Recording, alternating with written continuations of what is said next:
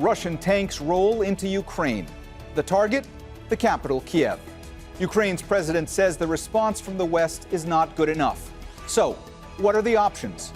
Can Ukraine defend itself? This is Inside Story.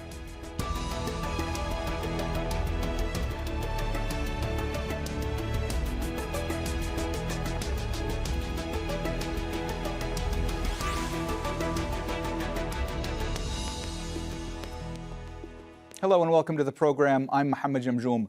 Russia's invasion of Ukraine is intensifying with air and ground assaults. Russian troops have taken several towns and cities and also the Chernobyl nuclear disaster site.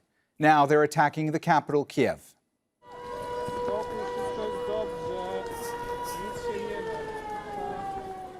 Explosions and gunfire have forced hundreds of thousands of people to escape to subway stations and makeshift bomb shelters.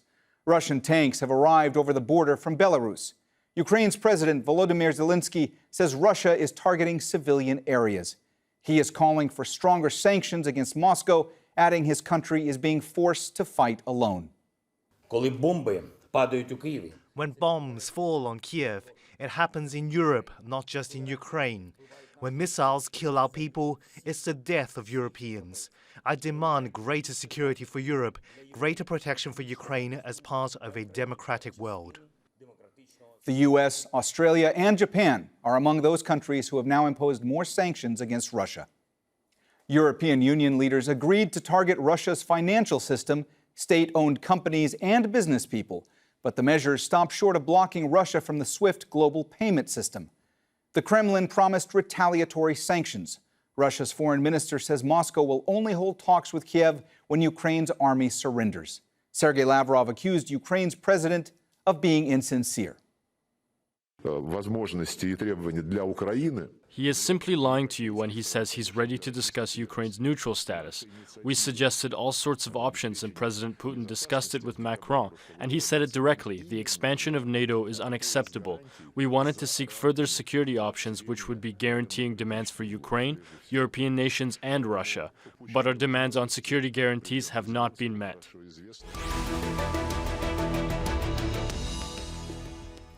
All right, let's introduce our panel. In Kiev, Halyna Yanchenko. She's a member of the Ukrainian parliament. In Moscow, Dmitry Bridzhe, a Russian political analyst. And in London, Andreas Krieg. He's an assistant professor at the Defense Studies Department at King's College London. A warm welcome to you all, and thanks for joining us today on Inside Story. Halyna, let me start with you today. President Zelensky has said that the response from the West is not good enough. He is urging Europe to act more quickly in imposing sanctions on Moscow. He says that the West has been too slow to respond.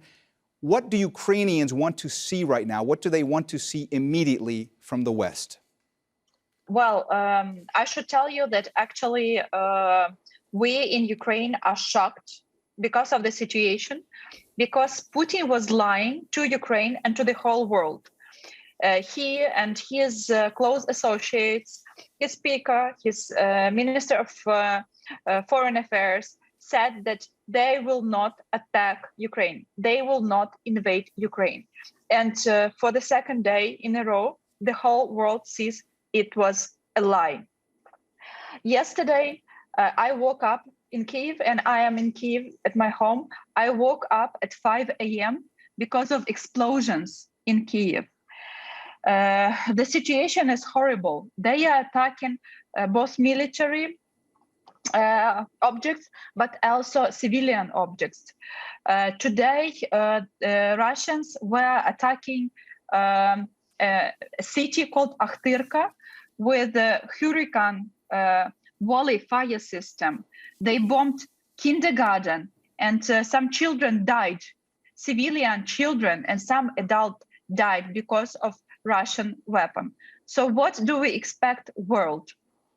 Two things are urgent and should be implemented immediately. Number one is block Russia from SWIFT until Putin is in SWIFT system. He can continue funding this war against Ukraine in European country. Second urgent thing is no-fly zone above Ukraine, because Russians are using their aviation, they're using their rockets and their volley fire system to bomb Ukrainian cities all over the country, all regions. And people in Ukraine are horrified. A lot of civilians were murdered yesterday and today because of Russian military and Russian arms. So two things: block Russia from SWIFT system immediately, so they can't continue funding the war. And second thing is no-fly zone above Ukraine. Andreas, you heard Halyna there say that a no-fly zone is needed immediately. Do you think that's something that could eventually become a possibility? And also, I'm curious about your perspective about if you believe that Ukraine is able to defend itself right now. Yeah, great. Obviously, this is a major act of aggression by Russia that the Western world and the international community very firmly stand behind the Ukraine. But there is also, on the other hand, there is this idea of feasibility. How much are we willing to support? And we are supporting the Ukraine without getting dragged directly into a military confrontation with Russia. And that's, I think, where the deterrence of the West has kind of failed. But I do believe that there needs to be a full spectrum response to what Russia is doing, because Russia is using all domains, all levers of power to advance its interest in Ukraine, not just the military one. So I fully agree. I mean, the SWIFT response is a very important one. And I hope that, especially Germany could really rally around that idea. But from a military point of view, a no-fly zone is certainly a very, very important factor here, because I think the air superiority of Russia at this point is probably the most important competitive advantage that Russia has, operational advantage as well over the Ukrainian armed forces. So what the West has delivered so far, which are anti-aircraft missiles, has been already fairly effective. A lot of aircraft, rotary aircraft as well as fixed-wing aircraft, have been shot down so far, but it's not enough.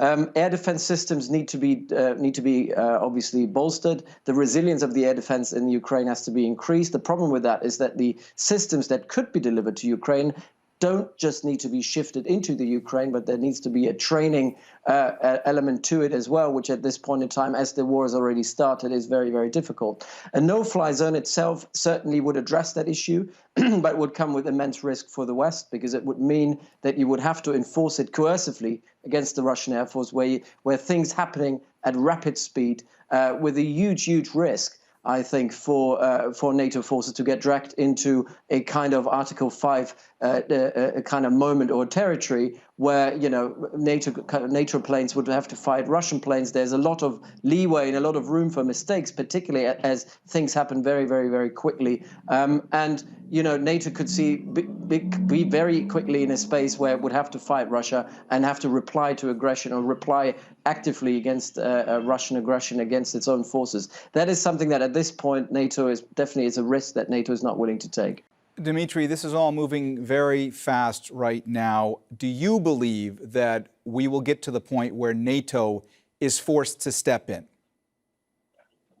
I don't think so right now, because it could be dangerous for NATO and for European countries, because right now, if NATO will support Ukraine, other European countries will be part of that war. And also some members of NATO, they don't want to have this war with Russia, like Turkey and other countries, some other European countries. So it's obvious, right now, that NATO only can support Ukraine by giving them weapons to defend themselves from the Russian invasion. But it's obvious that it won't help them in this situation, because right now, as I hear from news from different, the news said that Russian army is not far from the Ukrainian capital city, Kiev. So it's obvious that Putin he was trying to take control over Kiev and change the government there, and to put another government or president that will support Russian agenda in this region. And that's on other option that I see Putin is giving for Ukraine is not to be part of European Union and NATO. That's what's doing Putin right now. Halyna, the Kremlin is saying that Russia is ready to send a delegation to Belarus for talks with Ukrainian officials. From your vantage point, is the door to diplomacy open in any way right now, or has it shut completely? The door of diplomacy is shut, but we can open it. In order to open it, Putin should stop killing Ukrainians and stop continue invasions to Ukraine, because we have dozens of Russian tanks on the territory that invaded territory of Ukraine yesterday. We have hundreds, thousands of Russian soldiers and military units on the territory of Ukraine. So they should stop killing Ukrainian civilians in order to start a negotiation. However, I should tell that negotiation means communication from two sides and not ultimatum of one side. What Russia wants as of now, they want a couple things from Ukraine. And these things are really unacceptable, in my opinion. They want us to give them part of our sovereign territory, including Donetsk and Lugansk region, the whole region, not only the temporary occupied territories. They want us to delete our army and give away all our arms and weapons. So, like total demilitarization of the whole country. They want some other things that actually will make us very vulnerable, because we will not be able to protect ourselves.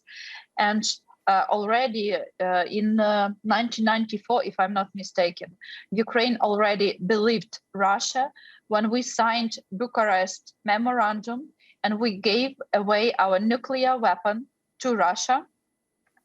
And in return to that, three countries, Russia, Great Britain, and USA, promised that they will protect our borders. If that's the way Russia protect our borders, then I'm sorry. These memorandums are not working, and our country is not protected. But we gave away our nuclear power. So negotiations is two-side communication, not ultimatum from Russia side only. Dmitry, what do you say? Does this just continue to devolve into a long-term, full-blown conflict, or is there any room here now for diplomacy going forward? And also, what is President Putin's ultimate goal here? It's obvious that Putin now the plan or what will happen is the hands of Putin. He will it's your option, either to stop the war, either to go to something to diplomacy. So it's obvious now. It's obvious that Putin wants to try to take control over Kiev. He wants to change the government. He wants a government that will support him. And as we know, he did the same thing in Belarus when he supported Alexander Lukashenko against the protests, against the opposition. And it's obvious that he's doing the same thing in Ukraine, but with other power, with other political power, and he's trying to now he's saying inside Russia that he's helping Russians in Ukraine, that he's fighting against Nazis or whatever. So it's obvious now that Putin's plan is to change the government there, to put a government that will support his agenda or plans for Europe.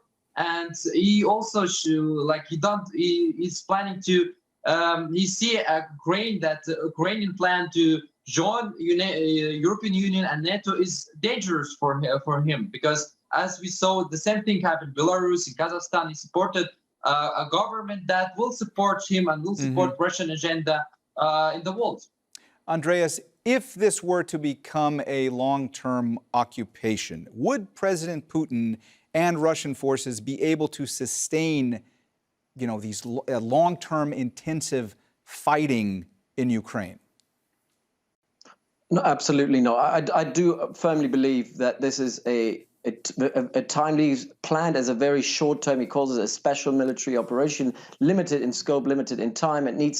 I think it is about decapitation. I agree with the previous speaker. It's about kind of bringing about regime change in Kiev.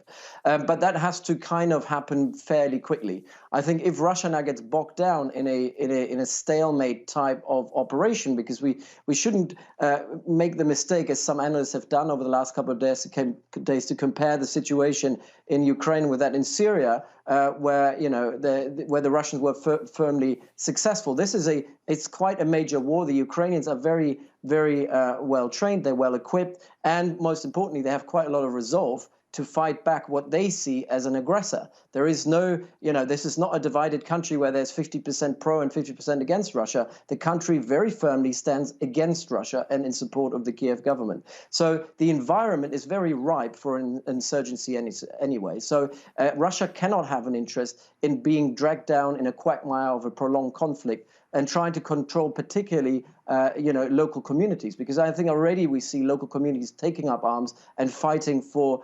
their country.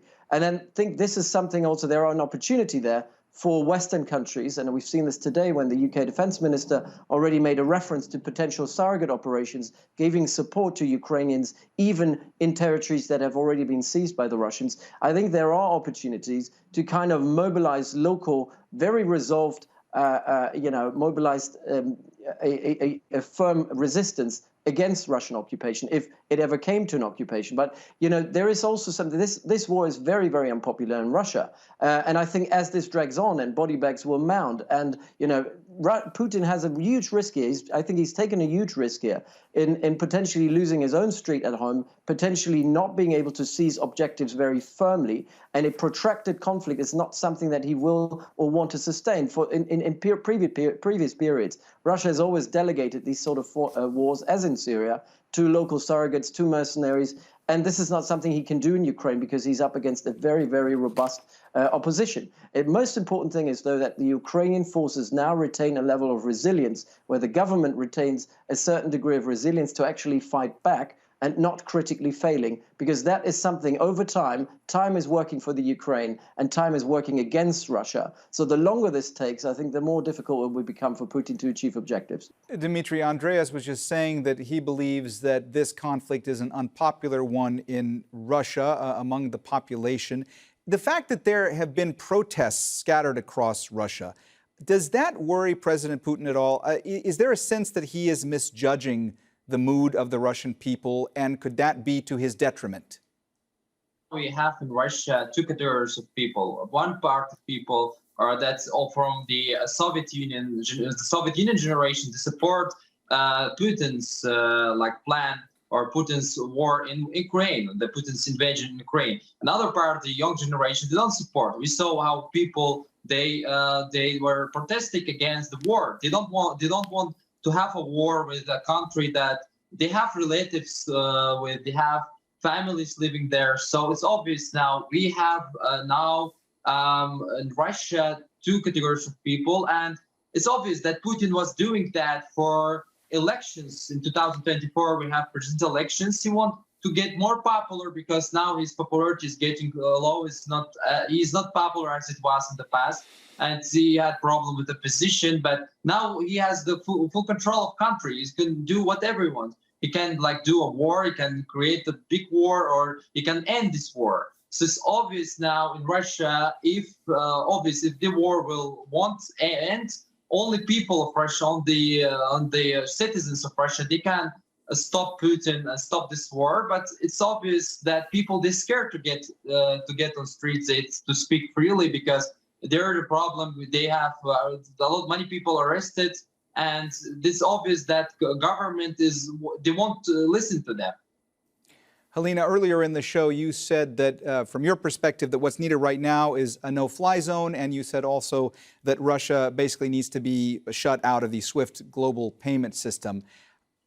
If that fails to happen, if those two things fail to happen, and in the event that Western allies don't step in any further, how else is Ukraine going to be able to defend itself against Russia? Well, I should tell that we already defend ourselves for yesterday and for today, it's basically Ukrainian army only, and a lot of civilian men and women are coming to territorial point of territorial defense to get some weapon and to defend their cities and their communities. But if West continue, being deeply concerned without no concrete action, then they should know that not only the blood of murdered civilian Ukrainians will be on their hands, but also some potentially horrible ecological catastrophe. One thing that not many people are talking about is that yesterday Russian troops captured Chernobyl zone. It's the biggest Ukrainian nuclear plant, and also the biggest nuclear plant in Europe, which already exploded in 1986. They mess around with Chernobyl with a weapon, with their fire system, and they actually might use Chernobyl as a further platform to invade to Kiev. So if they disturb this nuclear plant, or do something to sarcophag that protects the exploded part of the plant, the ecological catastrophe will be not only in Ukraine, but it will be the hugest ecological catastrophe of this century in the world. And then the whole world should react to save their people from ecological catastrophe. Andreas, from your... That is why close no-fly zone is an immediate thing, because Russians, they keep sending their rockets and their aviation to all regions of Ukraine, including Kiev Oblast, where Chernobyl nuclear plant and sarcophago is. Andreas, from your perspective, just how dangerous a moment do we find ourselves in right now? And do you believe there is potential that this conflict could spread to a NATO country going forward? Well, I mean, first and foremost, I mean, what I disagree with generally in the discourse over the last couple of months has been that people are talking about a potential war in Ukraine, a potential invasion coming into Ukraine. This war has been going on for at least since 2014, and for the Russians, it's a war that's been going on since the early 90s. So we're already seeing aggression by Russia, outside of Ukraine into NATO territory. It's just we've now seen an escalation of that sort of warfare in Ukraine with a combined arms approach.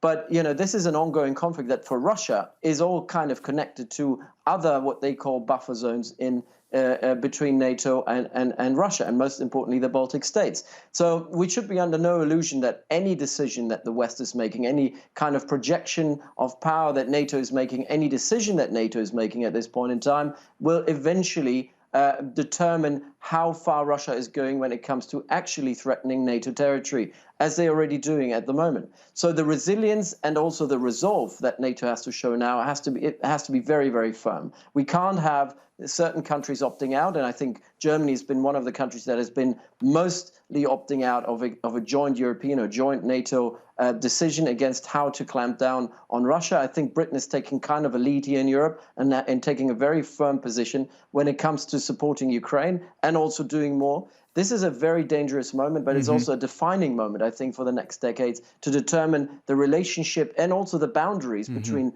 Western sphere of influence, NATO sphere of influence, and Russian sphere of influence. All right, well, we have run out of time, so we're going to have to leave the discussion there. Thank you so much to our guests, Halyna Yanchenko, Dmitry Bridzhe, and Andreas Krieg. And thank you, too, for watching. You can see the program again anytime by visiting our website, aljazeera.com. And for further discussion, go to our Facebook page. That's facebook.com/AJ Inside Story. You can also join the conversation on Twitter. Our handle is @AJ Inside Story. From me, Mohammed, Jamjoom, and the whole team here, bye for now.